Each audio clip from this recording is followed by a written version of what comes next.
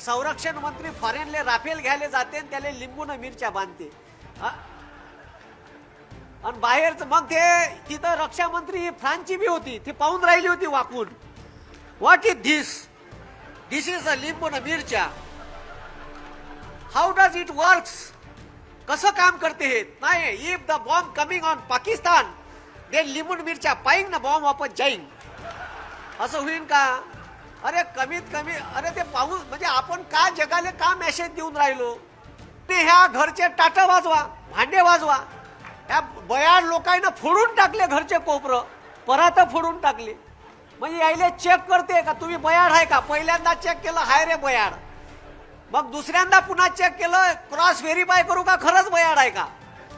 तर त्यानं cross verify करून पाहिलं का भारतातले लोक बयाड आहे का? आपण कमीत कमी दुसऱ्यानं सांगितलेल्या गोष्टी खरंच चेक करायच्या का? यानं होईल का? आणि नाही गेला ना कोरोना, ताटं वाजवून नाही गेला, दिवे लावून नाही गेला. स्वराज्याचे संस्थापक छत्रपती शिवाजी महाराज निर्माण केलेलं स्वराज्य टिकून ठेवण्याचं काम, त्याचं रक्षण करण्याचं काम ज्या छत्रपतींनी केलं, असे संभाजी महाराज, ज्या माणसाने माणसाला माणूस म्हणून जगण्याचा अधिकार दिला, असे भारतीय राज्यघटनेचे शिल्पकार भारतरत्न विश्वरत्न डॉक्टर बाबासाहेब आंबेडकर, ज्या महिला इथं बसून आहे आणि ज्या मुली आहे ज्यांना इथे शिक्षणाचा अधिकार दिला, अशा क्रांतीज्योती ज्ञानज्योती सावित्रीबाई फुले, नवरा कसा असावा याचं मूर्तिमंत उदाहरण, जिच्या हाती पायण्याची दोरी तीच जगाला उद्धारी. म्हणजे घरची स्त्री शिकली असली तर संपूर्ण कुटुंब शिक्षित होऊ शकते, म्हणून तिच्या पाठीशी भक्कमपणे उभे राहणारे महात्मा ज्योतिबा फुले, ज्या महामानवाने, ज्या माणसाने बहुजनांना शिक्षणासाठी आरक्षण दिलं, त्यांच्यासाठी हॉस्टेलची सुविधा निर्माण केली, असे छत्रपती शाहू महाराज. आणि ज्या जिल्ह्यात मी आलो आहे ते पुण्यभूमी पुण्यश्लोक अहिल्याबाई होळकर, मला खूप आनंद होत आहे. आत्ताच मी त्यांच्या जन्मभूमीवरून दर्शन घेऊन आलो. आणि या समाजासाठी काम करणारे जे काही समाजसुधारक आहेत त्यांना मी इथे अभिवादन करतो, वंदन करतो. आणि विशेषतः 8 दिवसाच्या अगोदर मला दादांकडून कॉल आला का असं असं उद्घाटन आहे, तुम्हाला या लागते, आणि शाळेचं उद्घाटन आहे, म्हणून मी आवर्जून आलो. आणि विशेष म्हणजे पहिल्याच रेजिममध्ये पहिल्याच 5 वर्षात एवढं तुफान काम तुमच्या मतदारसंघात दादांनी केलं, म्हणून दादांसाठी एकदा जोरदार टाळ्या होऊ द्या. तुमच्या प्रत्येकापाशी एक पुस्तक दिलेलं आहे दादाच्या विकासाचं, की दादांनी मागच्या 5 वर्षात किती कामं केली आपल्या मतदारसंघात. आता मी बाजूला चर्चा करत होतो, स्वाभिमान यात्रा त्यांनी काढली आहे, त्यातले काही लोक मला सांगून राहिले का सर आम्हाला 3 आमदार भेटले म्हणे एकाच वेळेस. तर म्हटलं 3 आमदार कसे भेटले तुमच्या मतदारसंघात? तर एक दादा आहे म्हणे, आणि एक दादांची आई आणि दादांचे वडील, जे 24 तास आमच्यासाठी आमदार म्हणून काम करतात, 24 तास उपलब्ध असतात. अजून का पाहिजे तुम्हाला? आणि आता येताना मला दादांनी काही काम दाखवले. पंचायत समितीची नवीन वास्तू तयार झाली, तुमच्या गावात मोठं जिल्हा उपरुग्णालय तयार होऊन राहिलं, कर्जतला आता 4 मजली बिल्डिंग तिथं तयार होऊन राहिली, महाराष्ट्रातली मोठी उपजिल्हा रुग्णालयाची बिल्डिंग तयार होऊन राहिली. रस्ते, जुने रस्ते पहा 5 वर्षाच्या अगोदरचे, आताचे रस्ते पहा. त्याच्यानंतर हे जे शाळा आहे दादा, शाळा हे इतकं मोठं पुण्य आहे का तुम्ही 1 वेळा लोकायले जेवण चारून 2 वेळा लोकायले जेवण चारून पुण्य मिळू नाही शकत. इथं एक विद्यार्थी जर या एका शाळेतून घडला तर 10 पिढ्याचं 15 पिढ्याचं पुण्य तुम्ही इथून घेऊन जाल. आणि ते पुण्याचं काम तुम्ही शाळा बांधून करून राहिले. आणि जिल्हा परिषदच्या शाळा मोठ्या झाल्या पाहिजे, वाढल्या पाहिजे, याच्यासाठी या विचार मंचावर त्यांनी ज्यांना आमंत्रित केलं, जगाले आदर्श निर्माण करून दिला का सरकारच्या शाळा कशा असू शकते. आणि त्यांच्या शाळा मी टीव्हीवरच पाहिल्या. मी सिसोदिया सरांना म्हटलं का मला याच आहे दिल्लीला तुमच्या शाळा बघासाठी, आणि शाळा पाहिल्या, टीव्हीवर पाहिल्या, तिथं स्विमिंग पूल पाहिले. मला एक किस्सा आठवते, अरविंद केजरीवाल साहेबांनी सांगितला होता का अमेरिकेच्या राष्ट्राध्यक्ष डोनाल्ड ट्रम्प यांच्या पत्नी दिल्लीला आल्या होत्या आणि त्या पंतप्रधानाले दाढीवाल्याले वारंवार आग्रह करून राहिल्या होत्या का आम्हाला केजरीवाल साहेबाच्या शाळा पाहायच्या आहे. तर ह्या बापू म्हणे नाही हम दूसरी स्कूल दिखाते आपको. तर त्या वारंवार विनंती करून राहिल्या का आम्हाला केजरीवाल साहेबांच्या शाळा पाहायच्या आहे त्यांनी निर्माण केलेल्या. हे बापू साहेब ऐकायला तयार नाही. पण त्या ऐकायला तयार नव्हत्या. त्या म्हणे आम्हाला केजरीवाल साहेबाची शाळा पाहायची आहे. आणि शेवटी त्यानं केजरीवाल साहेबाच्या शाळेला व्हिजिट दिली आणि त्या शाळा पाहून अवाक झाल्या का एवढ्या सुंदर शाळा सरकारच्या कशा असू शकते. दिल्लीमधल्या इंटरनॅशनल स्कूल प्रायव्हेट लोकांना खोललेल्या बंद करायचं काम पडलं. हे जगात पहिल्यांदा असं घडलं आणि असं काम मनोज सिसोदिया साहेबांनी दिल्लीत शिक्षण मंत्री असताना केलं. हे खरंच उल्लेखनीय. हे बदलाची लाट आहे. डेव्हलपमेंट कशी करावी, विकास कसा करावा. आपल्या संविधानात सांगितलं का आरोग्य, शिक्षण आणि लोकांच्या ज्या काही प्रायमरी सोयी सुविधा आहेत त्या शासनानं द्यायलाच पाहिजे. आता हा कार्यक्रम राजकीय नाही पण विषय राजकारणावर शेवटी येतेच. म्हणजे त्या प्रायमरी सोयी सुविधा आणि आमच्या महाराष्ट्र शासनानं माग GR काढला होता का 20 पटसंख्या असलेल्या जिल्हा परिषदच्या शाळा बंद करण्यात येईल. माग काढला होता. मग मी व्हिडिओ घेतला, लोकांना सांगितलं. खूप गावातून विरोध झाला. ग्रामपंचायतचे ठराव गेले तेव्हा कुठं यायनं माघार घेतली. म्हणजे हे चेक करते, आपल्याला हे चेक करायचं काम करते वारंवार का जर आम्ही एखादा निर्णय लागू केला तर लोक याले विरोध करते का. तसं आपल्याला चेक करते ते आपण बयाड आहे का नाही आहे. आणि त्यानं एक वेळा कोरोनात तुम्हाला चेक केलं. ठीक आहे, कोरोनाची पहिली लाट आली ते म्हणे तुम्ही घरचे दिवे बंद करा आणि तुम्ही का लावा, दिवे लावा. घरचे लाईट बंद करा आणि दिवे लावा म्हणे. आणि आपण बयाडासारखे लावले. अरे लावले ना, लावले दिवे. माया घरी रोज माई एक तुळशीच्या पुढे दिवा लावते. तिले काही सांगायचं काम पडत नाही. म्या नव्हते लावले, मी त्याचं ऐकत नाही. कारण मी भारताचं संविधान सांगते, भारतीय राज्यघटनेचा भाग 4 कलम 51 सांगते का प्रत्येक माणसांनी भारतातल्या विज्ञाननिष्ठ असायला पाहिजे. आणि मी विज्ञाननिष्ठ आहे. मला माहित होतं का दिवे लावल्यानं कोरोना जाणार नाही. आली दुसरी लाट उरावर. मग म्हणे ह्या घरचे टाटा वाजवा, भांडे वाजवा. ह्या बयाड लोकांना फोडून टाकले घरचे कोपरं, परात फोडून टाकले. म्हणजे यायले चेक करते का तुम्ही बयाड आहे का. पहिल्यांदा चेक केलं हाय रे बयाड. मग दुसऱ्यांदा पुन्हा चेक केलं, क्रॉस व्हेरीफाय करू का खरंच बयाड आहे का. तर त्यानं क्रॉस व्हेरीफाय करून पाहिलं का भारतातले लोक बयाड आहे का. आपण कमीत कमी दुसऱ्यानं सांगितलेल्या गोष्टी खरंच चेक करायच्या का यानं होईल का. आणि नाही गेला ना कोरोना, ताटं वाजवून नाही गेला, दिवे लावून नाही गेला. म्हणून भारतातल्या विद्यार्थ्यांनी विज्ञाननिष्ठ राहा. नाहीतर देशाची संरक्षण मंत्री फॉरेनले राफेल घ्यायला जाते आणि त्याला लिंबून मिरच्या बांधते. आणि बाहेरच मग ते तिथं रक्षा मंत्री फ्रान्सची बी होती, ती पाहून राहिली होती वाकून. What is this, this is a लिंबून मिरच्या. How does it works.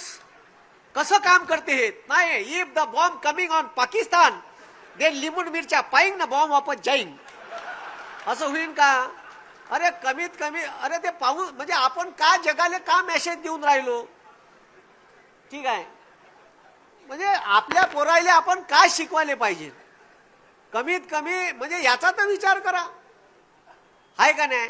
म्हणजे दिल्लीमध्ये मी एक पुन्हा साहेब मनोज सिसोदिया साहेबांना सांगतो, एक मोठा कार्यक्रम पाहिला आपले पंतप्रधान घेत असते, परीक्षा पे चर्चा. ठीक आहे, आणि ते स्वतः म्हणते मी शिकलो नाही. न शिकलेला माणूस परीक्षा पे चर्चा घेते. ठीक आहे, आणि त्याच्यात तो विद्यार्थ्याला सांगते का मी ठीक आहे तुम्ही परीक्षेत पहिले कठीण प्रश्न सोडवा. आता कोणता मास्तर सांगन बयाड का पहिले सोपी सोडवा सांगन. आता परीक्षात दिल्या नाही आता त्याचं का समजा. ठीक आहे, डिग्र्या डुप्लिकेट आहे, त्याच्यावर स्पेलिंग युनिव्हर्सिटीचं चुकीचं आहे डिग्रीवर. असो जाऊ द्या. तर तुमच्या कर्जतमध्ये नगरपंचायतची बिल्डिंग बांधली दादांनी. एसटी डेपोचं लोकार्पण आहे वाटते दादा आता इतक्यात. ठीक आहे, नवीन वास्तू बांधली एसटी महामंडळाची डेपोची. त्याच्यानंतर 15,000 विद्यार्थ्यांना सायकली वाटल्या. आता मी येताना बऱ्याचशा सायकली दादांनी दाखवल्या का ह्या आपण दिलेल्या सायकली आहे. आणि विद्यार्थी मस्त सायकल चालवत स्कूल चले हम, अटल बिहारी वाजपेयींची कविता होती स्कूल चले हम. तर ते मला आठवली का बा विद्यार्थी सायकलनं शाळेत चालले, जे विद्यार्थी पैदल येत होते. ठीक आहे, हे जे ड्रास्टिक चेंजेस तुमच्या मतदारसंघात झाले हे दादासारखे आमदार भेटल्यामुळे झाले. म्हणून येणाऱ्या विधानसभेत पुन्हा तुम्ही दादांसोबत त्याच निष्ठेनं उभे राहा. पुन्हा आपल्याला एकदा तुतारी का करायची आहे, पुन्हा एकदा तुतारी का करायची आहे, वाजवायची आहे. क्या बात आहे. म्हणून आणि मला आता सांगता सांगितलं का कोणताही माणूस बिमार पडू द्या, एका हाकेले दादा फोन उचलते आणि त्या माणसाले 10,000चं ऑपरेशन, 1.5 लाखाचं ऑपरेशन असू द्या, 50,000चं असू द्या, सडय हातानं दादा मदत करते. अजून तुमच्यासारख्या लोकायले कसा आमदार पाहिजे नाही का. एवढं सगळे जर तुमच्यासाठी एक आमदार पदावर असताना, कोणतेही मंत्रीपद नसताना एवढा सगळ्या फंड तुमच्या मतदारसंघाले अवघ्या 5 वर्षात आणत असन, तर असे आमदार प्रत्येक मतदारसंघात जन्माले यावे, तिथं मोठे व्हावे आणि असाच आमदार महाराष्ट्राच्या प्रत्येक मतदारसंघाला लाभावा, हेच मी या स्टेजवरून अपेक्षा व्यक्त करतो. त्याच्यानंतर जिल्हा परिषदची शाळा मोठं करायचं काम दादा करत आहे.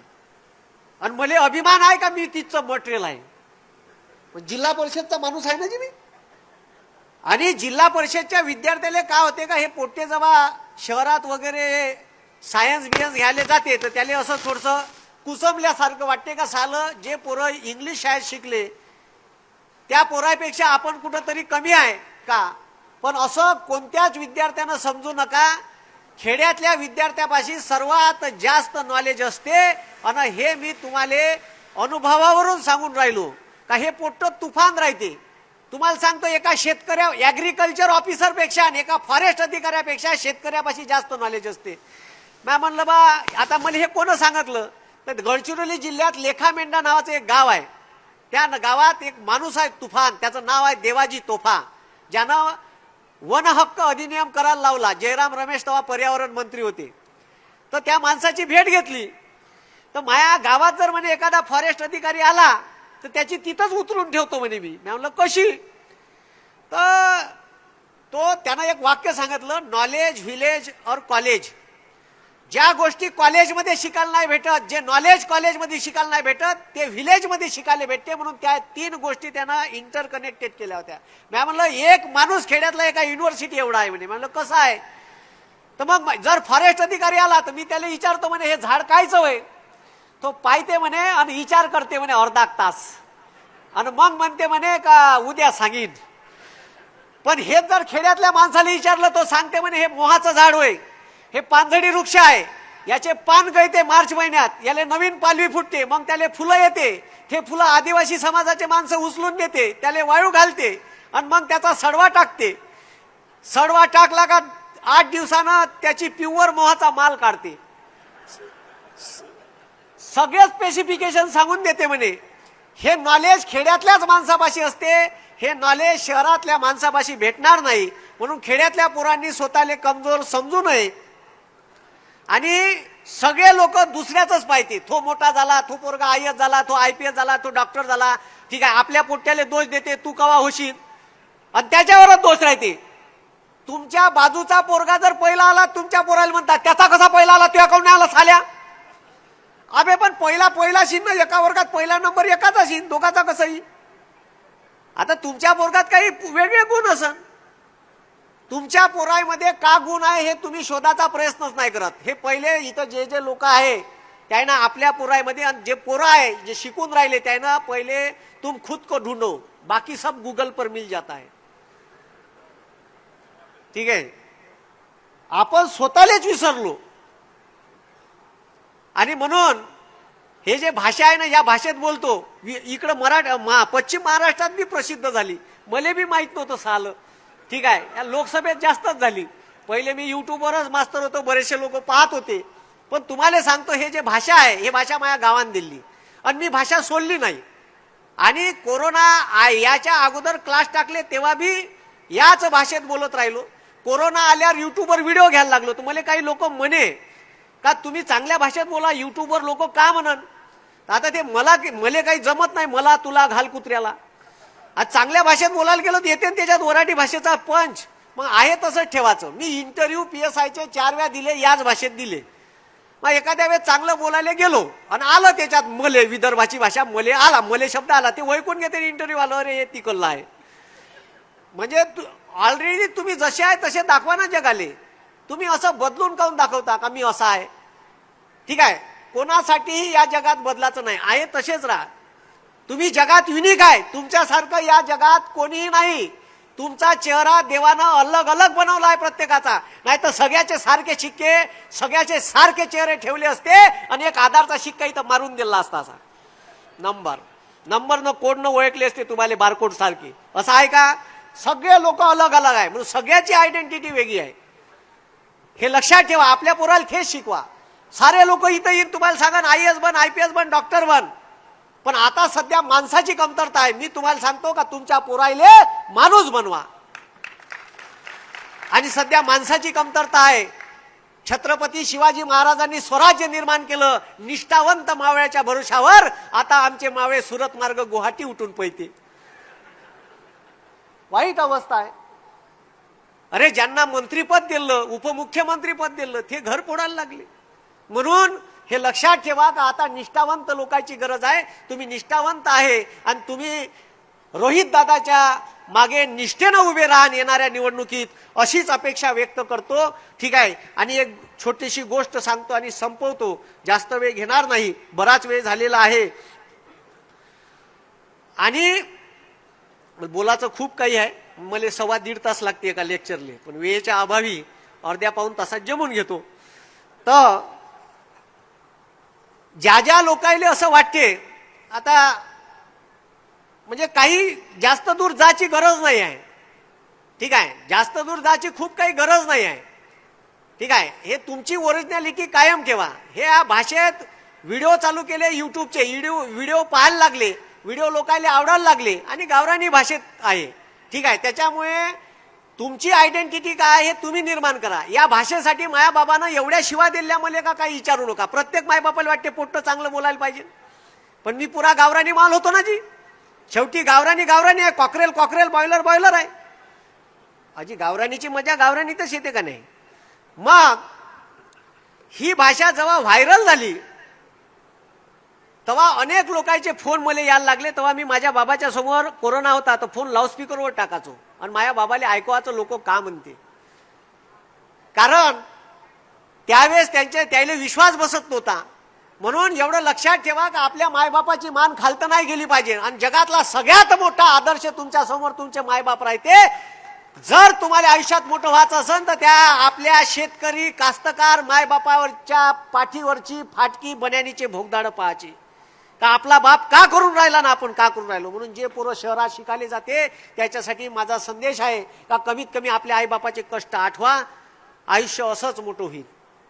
आणि असं कोणतंही काम करू नका का ज्यानं आपल्या आईबापाची मान समाजात खालतं जाईल. म्हणून एवढं लक्षात ठेवा, जे काही आयुष्यात होते ते चांगल्यासाठी होते. एवढ्याच अपेक्षेनं आयुष्य जगा. लोकांसाठी चांगला विचार करा. तुमच्यासोबत कधीच वाईट होणार नाही. आणि झालंय वाईट तर त्याच्यातून चांगलं घडन.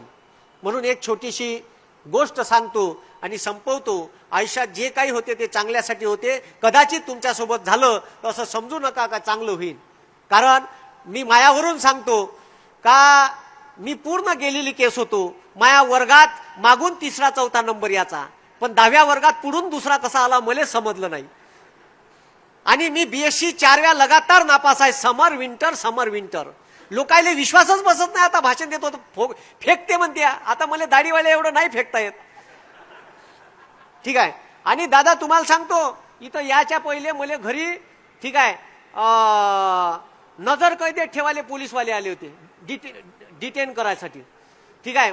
आता तिथं नरेंद्र मोदीच्या सभेसाठी मुरम आणून राहिले होते अवैध. त्याचे 250 ट्रक अडवले म्या 8 दिवसाच्या अगोदर. आणि ते सगळे इल्लीगल होते. एकापाशी रॉयल्टी नव्हती. माझ्या विरोधात पोलीस केस दाखल केली. म्हणलं करा पाहून घेऊ. आणि त्याच्यानंतर 3-4 दिवस आतंक केला म्या. तर मला ते पकडायला आले होते. तर मग ते म्हणे मोठे अधिकारी DYSP साहेब येऊन राहिले म्हणे तुम्ही थांबा म्हणे. मी थांबत नाही, माझा कार्यक्रम आहे. तर म्हणे तुमच्या गाडीत बसू द्या म्हणे. अरे कुठं बसायला म्हणलं, मी दरवाजा ओढतो, बाहेर दरवाजा ओढे. PSI मी आतमध्ये ओढो. आता याच्या वेळेस कालची गोष्ट. तर म्हणे बसा म्हणे एक तर मला येऊ द्या. म्हणलं येऊ नका, आम्हाला जायचं आहे. तर म्हणलं घेरे म्हणलं याले आतमध्ये. त्याला टाकला आतमध्ये, दाबला मधात PSIले. आणि जे गाडी सनसन पजावली त्याला वाटले एकटे नेऊन कुठं नेते कुठं नाही. हे झाले 5-6 जण आहे. ठीक आहे. मधात मग त्याचं का झालं का नाही तो म्हणे उतरून द्यावा म्हणे. त्याला उतरून दिला आम्ही. म्हणलं वा उतर तू. ठीक आहे. अरे कुठं जाणार आहे म्हणलं. ठीक आहे, एवढी सिक्युरिटी आहे, तुम्ही 8-9-10 हजार पोलीसवाले ठेवले आहे तिथं, मी का करणार आहे. आणि तुम्ही खरंच मोदीच्या सभेत मला आतमध्ये जाऊ द्या का म्हणलं, हाय का नाही. आता म्हणून मग मी तिथून पळत आलो. तर जे काही होते ते चांगल्यासाठी होते एवढं लक्षात ठेवा. एक गोष्ट सांगतो, संपवतो. एक राजा असते, त्याचा राजदरबार असते. राजदरबारात त्याचा एक चांगला मित्र, सक्का मित्र, चांगला जवळचा लंगुटी यार, त्याचा सल्लागार असते. आणि मी 4 वेळा BSc तर नापास झालो. PSIची परीक्षा लगातार 4 वेळा, physical prelims mains physical interview असं 4 वेळा नापास झालो. STI मेन्स 2 वेळा नापास झालो. मेन्स देऊन माझ्या लिस्टीत नाव नव्हतं. रेंजर फॉरेस्ट क्लास 1 ऑफिसर 2 वेळा मेन्स दिली, माझ्या लिस्टीत नाव नव्हतं. माझ्या बाप म्हणे तुझ्याकडून काही होत नाही, हे ढोबर बंद कर. ठीक आहे. आणि हे मला असा दाबला वावरात धरून कास्तकारीत, काही विचारू नका. तर मग ते काही विषयच नाही माया. तर त्याच्यामुळे मी 12 वेळा नापास झालो. 12 वेळा आत्महत्या करायला लागत होती, पण मी केली नाही. ठीक आहे. म्हणून जे पुढं छोटे मोठे पर्सेंटेज कमी भेटले तर चुकीचं पाऊल उचलते, असं काही करू नका भविष्यात. फक्त एवढं सांगतो, हे गोष्ट लक्षात ठेवा. तुमच्यासोबत तुम्हाला कमी पर्सेंटेज भेटले असेल तर कदाचित चांगल्यासाठी होईल. मी PSI झालो नाही. PSI झालो असतो तर इथं ठाणेदार असतो, 50 कॉन्स्टेबल माझ्या हाताखालत असते, आपलीच माडी आपलीच गाडी आपल्याच बायकोची गोलगोल साडी. इथपर्यंत माझं आयुष्य सीमित असतं. पण आज माझ्या क्लासमधून PSI होते, STI होते. यावर्षी मागच्या वर्षी 100 पोट्टे पोलीसमध्ये लागले, यावर्षी 60 लागले. पुन्हा अजून रिझल्ट काही बाकीच आहे. ऑनलाईन तर किती लागते आता त्याचा काही विषयच नाही आहे. म्हणून एक चांगला मास्तर महाराष्ट्रातील मुकला असता जर मी PSI किंवा DYSP किंवा अजून काही झालो असतो किंवा RFO झालो असतो, तो असं मला नेहमी वाटते. म्हणून एक राजा असते, त्याचे दरबारी असते. आता एक लोहार येते धावत धावत आणि जोऱ्यानं आवाज येते, राजे साहेब हे मी 35 किलोची तलवार बनवली, दोन्ही बाजूनं धार आहे, अशी जर मानीवर ठेवली तर 2 इंचाचा घाव पडते. साहेब तलवार तर पहा कशी बनवली. राजा त्या लोहारापाची तलवार घेते आणि पायते दोन्ही बाजूनं. तलवार तर 1 नंबर बनवली रे म्हणते, अशी उचलते आणि अशी उचलता उचलता रपकन हातातून तलवार सटकते आणि रपकन राजाच्या पायाच्या बोटावर पडते. जशी पडते तसंच अंगठा बोटापासून अलग होते. अक्का तलवारीच्या गावात अलग अलग झाल्यावर बाजूचा त्याचा जो सोबती राहते सल्लागार लंगोटी मित्र, अरे वा वा वा वा म्हणते, जबरदस्त तलवार आहे म्हणते. अबे साल्या, माया बोटाचा अंगठा तुटला, तुले तलवारीचं आठवून राहिलं का तलवार चांगली आहे. हा, माया दुःख तुले कळून नाही राहिलं का म्हणते. नाही नाही म्हणते, जे होते ते चांगल्यासाठी होते साहेब म्हणते. राजे साहेब हे तलवारीनं बोट कट्टे त्या राजाची तैपायाची मस्तकात जाते, याले घ्यारे म्हणते, आतमध्ये नेले तुडवा बरं म्हणते. त्याच्या सोबत्याला अटक करते, याले दुःख नाही म्हणते, माझ्या पोटाचा पायाच्या बोटाचा अंगठा तुटला, त्याला कोणत्यात घेते असा मारते आणि जेलमध्ये टाकून देते. ते तवा काही ऑपरेशन करून अंगठा गिंगठा जोडाची पद्धत राहत नाही. ते तुटलं तर तुटलं पायाचं बोट, मग ते जखम बसते. तो त्याचा सोबती जेलमध्येच.